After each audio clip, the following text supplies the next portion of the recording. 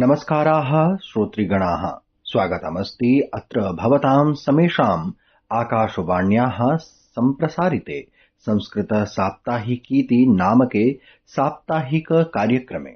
अहमस्मि भवतां मित्रम् उद्घोषकश्च पुनीतत्रिपाठी। तावत् आयान्तु कार्यक्रमस्यास्य शुभारम्भं ससमयं कुर्मः। साम्प्रतं चलामः साधना शर्मणः समीपं यो हि स्वीय मधुरकण्ठैः श्रावयति सुभाषितानुभागम्। अविश्रामं वहेद्भारं शीतोष्णं च न विन्दति ससन्तोषस्तथा नित्यं त्रीणि शिक्षेत गर्दभात्। बिना आराम किए बोझ ढोना, सर्दी गर्मी अर्थात सुख दुख की परवाह न करना, हमेशा संतुष्ट रहना, ये तीनों बातें गधे से सीखनी चाहिए। The donkey teaches 3 virtues: bearing burdens tirelessly, enduring heat and cold, and living with contentment. धन्यवादाः। अयि भो मित्राणि, कार्यक्रमस्य एतस्य अवन्ध्यरूपतां सफलीकर्तुं प्रसङ्गानुभागं प्रति सरामः, यत्र हि रिङ्कू जोशी इत्यनया अवाप्यते एषः प्रभागः। नमः कृष्णाय नीलाय श्रुतिकण्ठनिभाय च, नमः कालाग्निरूपाय कृतान्ताय च वै नमः। नमो निर्मांसदेहाय दीर्घश्मश्रुजटाय च, नमो विशालनेत्राय शुष्कोदरभयाकृते, नमो पुष्कलगात्राय स्थूलरोम्णेऽथ वै नमः। नमो दीर्घाय शुष्काय कालदंष्ट्र नमोऽस्तु ते। नमस्ते कोटरक्षाय दुर्निरीक्षाय वै नमः। नमो घोराय रौद्राय भीषणाय कपालिने, नमस्ते सर्वभक्षाय बलीमुख नमोऽस्तु ते। सूर्यपुत्र नमस्तेस्तु भास्करे भयदाय च, अधो दृष्टिः नमस्तेस्तु संवर्तक नमोऽस्तु ते। नमो मन्दगते तुभ्यं निस्त्रिंशाय नमस्तु ते। तपसा दग्धदेहाय नित्यं योगरताय च, नमो नित्यं क्षुधार्ताय अतृप्ताय च वै नमः। संस्कृतानुरागिणः श्रोतारः विगतसप्ताहानां वार्ताः आदाय द्रुतवचोभिः स्वीयात्मना कथ्यते साप्ताहिकी वार्ताः। कथं वा प्रसारणं भवति शृण्मस्तावत् सहयोगिनया मुदिता वेतालेन। रूस राष्ट्रपतिः व्लादिमीर पुतिनः 2 दिवसीय वार्षिक शिखर सम्मेलने प्रतिभागाय नवदिल्लीं सम्प्राप्तः। महिला बाल विकास मंत्री अन्नपूर्णा देवी बाल विवाह मुक्तये 2 दिवसीयं गहन जागरूकताभियानं प्रारब्धम्। महिला बाल विकास मन्त्रालयेन इदम् अभियानं गुरुवासरे शुक्रवासरे च प्रचालितम्। प्रधानमन्त्री श्री नरेन्द्र मोदी दिसम्बर 4 दिने अन्ताराष्ट्रिय चीता दिवसे प्रोजेक्ट चीता इत्यस्य साफल्यं संस्मारितम्। अवधेयं यत् गुरुवासरे अयं दिवसः जगति आमानितः। धन्यवादः। मे श्रेष्ठाः श्रोतृसमूहाः, अधिगत ज्ञानस्य प्रसारम् उत वा ज्ञानिजनानाम् उपदेशः कथम् अवाप्यते? एतस्य कृते सम्मुखागतैः विशिष्टजनैः गुरुभिः प्राध्यापकैश्च सह साक्षात्कारात् जायते। अस्तु तावत् ज्ञानविज्ञानानुभागेऽस्मिन् अद्य अस्माभिः सह उपस्थितास्ति जामिया मिलिया इस्लामिया विश्वविद्यालये संस्कृत विभागे अध्यापनरता डॉक्टर संगीता शर्मा महोदया। तया सह संवादं विदधाति मम सहयोगी सुरेशचन्द्र शर्मा। योगेन चित्तस्य पदेन वाचां मलं शरीरस्य च वैद्यकेन योपाकरोत्तं प्रवरं मुनीनां पतञ्जलिं प्राञ्जलिरानतोऽस्मि प्रियाः सुरभारती समुपासकाः श्रोतारः, साक्षात्कार प्रभागे अद्य संवाद विषयो वर्तते योग इति। योग विषये संवादाय आकाशवाण्याम् अद्य अस्माभिः सह समुपस्थिता दिल्लीस्थे जामिया मिलिया इस्लामिया विश्वविद्यालये सहायकाचार्या डॉक्टर संगीता शर्मा। संगीतावर्यायाः आकाशवाणी पक्षतः अहं सुरेश चंद्र शर्मा हार्दिकम् अभिनन्दनं स्वागतं च करोमि। सर्वेभ्यः नमस्कारः। आकाशवाण्याः सर्वेषां सदस्यानां हार्दिकम् अभिनन्दनम्। तेषां साहाय्येन एव रेडियो द्वारा संस्कृतसमाचारः प्रसार्यते। अस्मिन् कार्यक्रमे अहं डॉक्टर सुरेश शर्मा महोदयम् अपि अभिनन्दामि। मान्यवर्या, संवाद प्रभागस्य एतस्य प्रथमे अंशे प्रश्नः यत् योग विषये भवत्याः प्रथमः अनुभवः कीदृशः आसीत्, कृपया ज्ञापयन्तु। आम्, मम योगयात्रायाः आरम्भः अतीव स्मरणीयः आसीत्। मम योगाभ्यासः प्रायः 20 वर्षेभ्यः पूर्वम् आरब्धः। तदा अहं विद्यालये पठामि स्म, तथा च शारीरिक स्वास्थ्यमेव मम मुख्य लक्षणमासीत्। आदौ केवलं स्वास्थ्यस्य कारणेन अहं योगशालां गतवती। अहं चिन्तितवती यत् योगः केवलं कश्चन शारीरिक व्यायामः इति। किन्तु मम प्रथमदिने एव यदा आचार्येण प्राणायामं कारितः तदा मम सर्वः भ्रमः दूरं गतः। श्वास प्रश्वासयोः अवधानं दत्त्वा यदा अहं शान्ततया उपविष्टवती तदा मम मनः अभूतपूर्वं शान्तम् अभवत्। तदनन्तरम् आसनानाम् अभ्यासं कृतवती। तत्पश्चात् मम शरीरं जडमेव भासते स्म, किन्तु तस्मिन् दिने मया शरीरे एका नवीना ऊर्जा अनुभूता। अतः संक्षेपेण कथयामि चेत् मम योगे प्रथमः अनुभवः केवलं शारीरिक न अस्ति, अपितु स एक आध्यात्मिकः स्पर्शः आसीत्।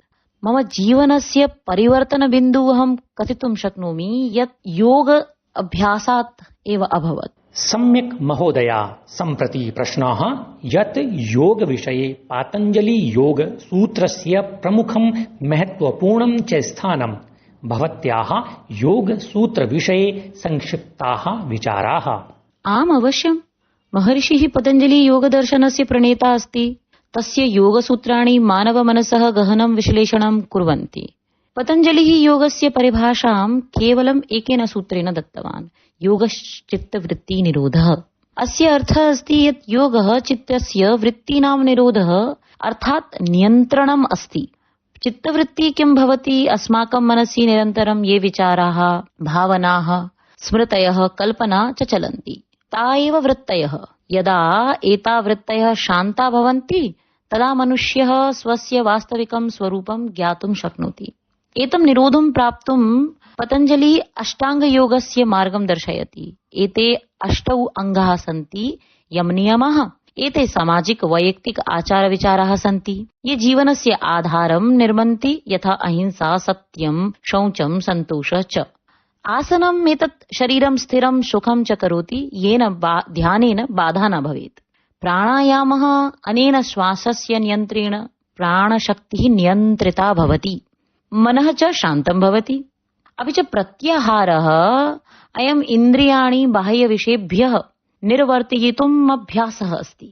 अपि च धारणा अस्ति मनसः एकाग्रतायाः आरम्भः, यत्र चित्तम् एकस्मिन् विषये केन्द्रितं क्रियते।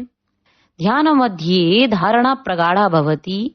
अपि च समाधिमध्ये योगस्य अन्तिमा अवस्था अस्ति, यत्र व्यक्तिः परमात्मना सह एकत्वम् अनुभवति, अपि च कैवल्यम् अनुभवति।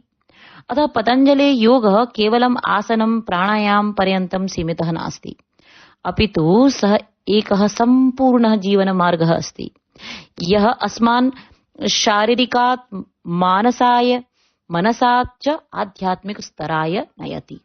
मान्यवर्याः, योग नाम केवलं शारीरिक व्यायाम एव न, अपितु चित्तशुद्धये मानसिक स्वास्थ्य विषये अपि महत्वपूर्णम् इत्यस्मिन् विषये श्रोतॄन् कृपया ज्ञापयन्तु।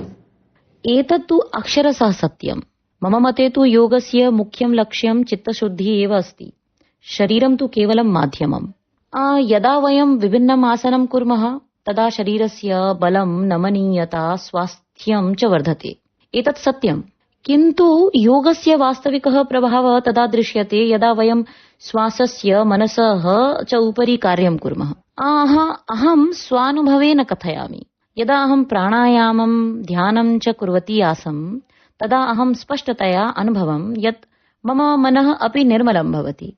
अनेन मम क्रोधः शान्तः भवति, चिन्ता न्यूनता गच्छति, तथा च आन्तरिकं स्थैर्यं प्राप्यते। यथा वयं प्रतिदिनं शरीरं स्नानेन स्वच्छं कुर्मः तथैव ध्यानरूपी स्नानेन मनसः मलाः अर्थात् नकारात्मक विचाराः दूरीभवन्ति। वस्तुतः आसनानि अपि चित्तशुद्धौ साहाय्यं कुर्वन्ति। यदा वयं कठिनम् आसनं साधयामः तदा अस्माकं सहनशीलता एकाग्रता च वर्धते। अतः मम दृष्ट्या योगः शरीरस्य मनसः च मध्ये एकः सेतुः अस्ति। स केवलं शरीरस्य रोगाणां निवारणं न करोति, अपितु मनसः विकाराणाम् अपि सर्वोत्तम औषधमस्ति।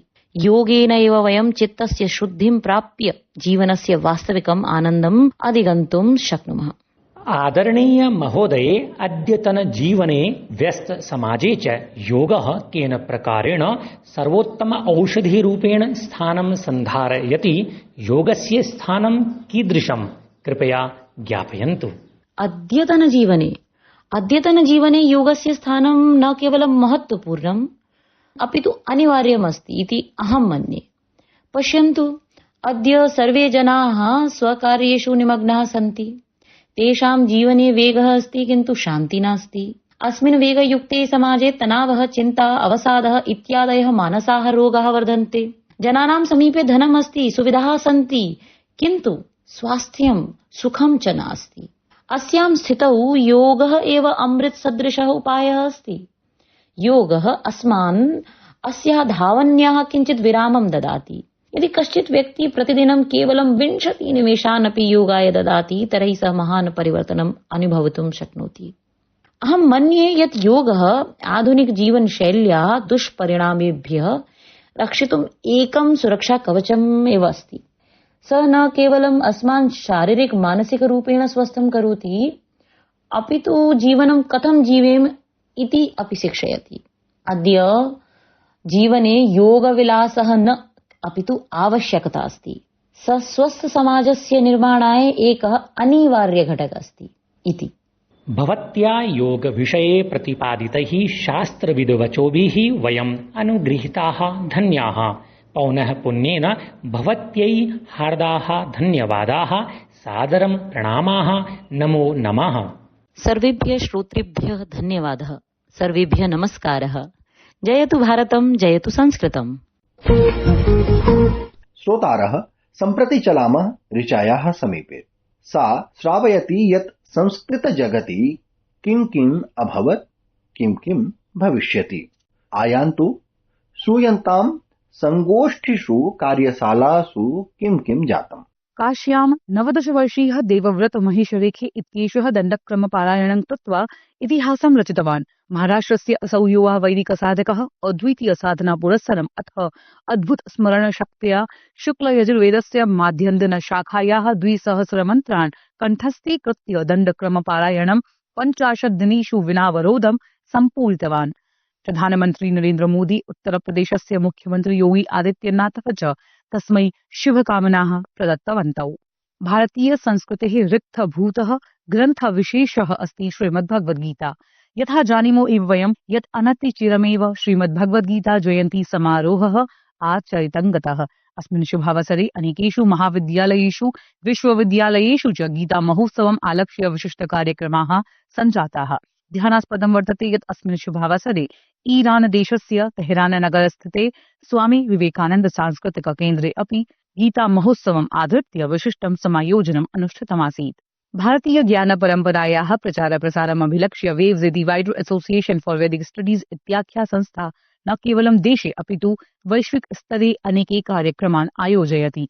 सद्यः एव अनया संस्थया डिसेम्बर मासस्य 4 दिनाङ्कादारभ्य 6 दिनाङ्कपर्यन्तं स्वीयं 29तमं सम्मेलनं समायोजितम्। दिल्ली विश्वविद्यालयेन मिराण्डा हाउस महाविद्यालयेन समं सम्मिल्य सम्मेलनमेतत् समायोजितम्। अस्य सम्मेलनस्य विषयः आसीत् समसामयिके विश्वे शिक्षा नैतिकतायै च वैदिकज्ञानपरम्परायाः प्रासङ्गिकता। सम्मेलने अस्मिन् नैके गणमान्याः विद्वांसः, आचार्याः, प्राध्यापकाः, शोधार्थिनः च सम्मिलिताः आसन्। दिल्ल्याः केन्द्रीय संस्कृत विश्वविद्यालयस्य सहयोगेन संस्कृत संवादः इति पाक्षिक संस्कृत समाचारपत्रं तथा दिल्लीस्थ श्रीलाल बहादुर शास्त्री राष्ट्रिय संस्कृत विश्वविद्यालयस्य व्याकरण विभागः इत्यनयोः संयुक्त तत्त्वावधाने संस्कृत पत्रकार सम्मेलनं समायोजितम्। द्विदिवसीयम् इदं राष्ट्रिय सम्मेलनं दिसम्बर मासस्य 3-4 दिनाङ्कयोः जातम्। अस्मिन् सम्मेलने नैके विद्वांसः, पत्रकाराश्चापि उपस्थिताः आसन्।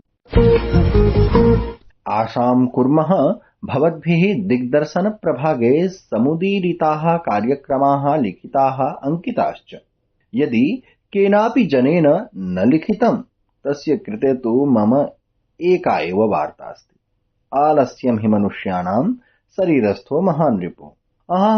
अवगम्यते न वा? चलामस्तावत् एकां कथामपि अनेन शीर्षकेणैव श्रावयति बालवल्लरी प्रभागे सुषमा कुमारी। बाल मनोवल्लर्याम् अद्य वयम् एकेन वार्तालाप माध्यमेन आलस्यं हि मनुष्याणां शरीरस्थो महान् रिपुः इत्यस्मिन् विषये जानीमः। छात्राः, अत्र पुत्रः वदति, मातः अद्य तु अवकाशदिनमस्ति। अद्य अहं सम्पूर्णदिने विश्रामं करिष्यामि। माता वदति, अत्र अवकाशः विद्यालयस्य अस्ति पुत्र, न तु स्वाध्यायस्य। बहु आलस्यं करोषि, उत्तिष्ठ, परिश्रमं कुरु। बालकः वदति, अहम् उत्तीर्णः भविष्यामि। किम् अधिकेन परिश्रमेण? माता वदति, यः परिश्रमं करोति सः एव जीवने सफलतां प्राप्नोति पुत्र। परिश्रमः एव मनुष्यस्य मित्रमस्ति। आलस्यं तु शत्रुः इव अस्ति। पुत्रः वदति, तत् कथं मातः? माता वदति, यदि ज्ञातुम् इच्छसि तर्हि एकस्य श्लोकस्य पाठं करोमि अहम्। आलस्यं हि मनुष्याणां शरीरस्थो महान् रिपुः, नास्ति उद्यमसमो बन्धुः, यं कृत्वा न अवसीदति इति। अस्माकम् ऐक्यभावयुताः श्रोतृगणाः अतीव दुष्कर मनोरथानां पूर्त्यर्थं स्मृतौ लिखितमस्ति साधनमेकम् श्रेष्ठम्। अपि च मनोरथानां पूर्तये पारस्परिकसहयोगः, घनिष्ठता, ऐक्यभावश्च अपेक्षिता वर्तन्ते। अस्तु, एक भारत श्रेष्ठ भारत इत्याख्ये प्रभागेऽपि नानाविधानि वाक्यानि ऐक्यभावयुतासु भाषासु कथ्यते। मम सहयोगी ललितमोहनः तिवारी। प्रथमं वाक्यमस्ति, अन्ताराष्ट्रीय दिव्यांग दिवसः प्रतिवर्षं दिसंबर मासस्य 3 दिवसे आचर्यते। अंतर्राष्ट्रीय दिव्यांग दिवस हर वर्ष 3 दिसंबर को मनाया जाता है। ओडिया भाषा में अंतर्राष्ट्रीय दिव्यांग दिवस प्रतिवर्ष 3 दिसंबर रे पालन करा जाए। द्वितीयं वाक्यमस्ति, अस्मिन् दिने समाजे समान अवसराणां समावेशनश्च संदेशः दीयते। इस दिन समाज में समान अवसर और समावेशन का संदेश दिया जाता है। ओडिया भाषा में एहि दिने समाज रे समान अवसर आउ समावेशन रा संदेश दिया जाए। तृतीयं वाक्यमस्ति, एषः दिवसः दिव्यांग जनानां सम्मानाय भवति। यह दिन दिव्यांग लोगों के सम्मान के लिए होता है। ओडिया भाषा में एहि दिन दिव्यांग लोगों का सम्मान पाइन पालन करा जाए। मित्राणि, समागता गमनवेला, तथापि चिंता मास्तु। आगामि सप्ताहे पुनः अस्मिन्नेव काले नूतनम् अंकम् आदाय पुनः मिलिष्यामः। भवन्तः सर्वे स्वीय जिज्ञासां प्रतिपुष्टि प्रक्रियाम् अस्मभ्यं प्रेषितुं शक्नुवन्ति। अस्माकम् ईमेल सङ्केतो वर्तते nsdsanskrit@gmail.com इति। पुनर्मिलामः इत्युक्त्वा विरमामि। नमामि च। जयतु संस्कृतं, जयतु भारतम्। नमो नमः।